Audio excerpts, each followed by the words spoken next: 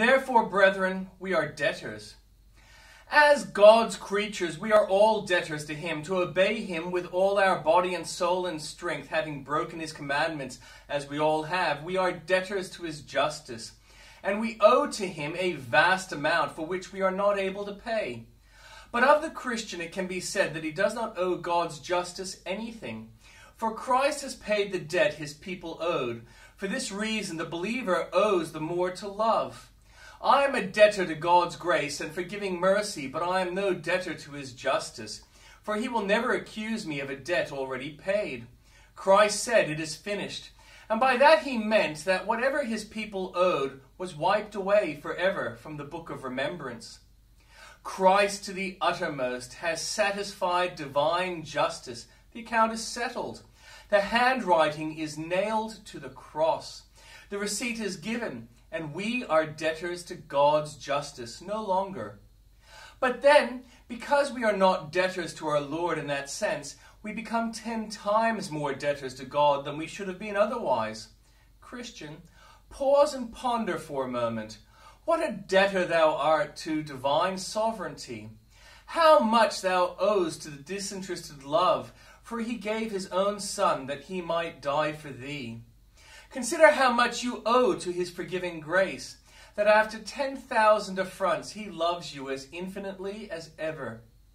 Consider what you owe to his power, how he has raised you from your death in sin, how he has preserved your spiritual life, how he has kept you from falling, and how through 1,000 enemies have beset your path, you have been able to hold on your way. Consider what you owe to his immutability. Though you have changed 1,000 times, he has not changed once. Thou art as deep in debt as thou canst be to every attribute of God. To God thou owest thyself and all thou hast. Yield thyself as a living sacrifice. It is but thy reasonable service.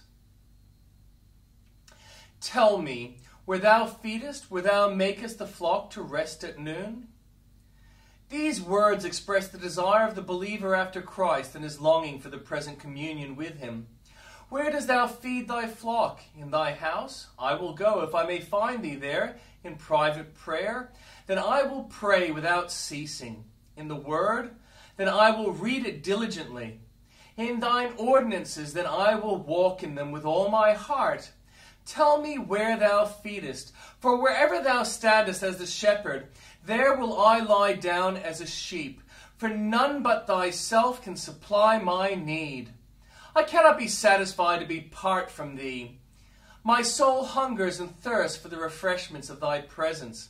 Where dost thou make thy flock to rest at noon? For whether at dawn or at noon, my only rest must be where thou art, and thy beloved flock. My soul's rest must be a grace-given rest, and can only be found in thee. Where is the shadow of that rock? Why should I not repose beneath it? Why should I be as one that turneth aside by the flocks of thy companions? Thou hast companions, why should I not be one? Satan tells me I am unworthy, but I always was unworthy. And yet thou hast long loved me, and therefore my unworthiness cannot be a bar to my having fellowship with thee now. It is true I am weak in faith and prone to fall, but my very feebleness is the reason why I should be always where thou feedest thy flock, that I may be strengthened and preserved in safety besides the still waters. Why should I turn aside? There is no reason why I should, but there are 1,000 reasons why I should not, for Jesus beckons me to come. If he withdrew himself a little, it is but to make me a prize in his presence more. Now that I am grieved and distressed at being away from him, he will lead me yet again to that sheltered nook where the lambs of his fold are sheltered from the burning sun.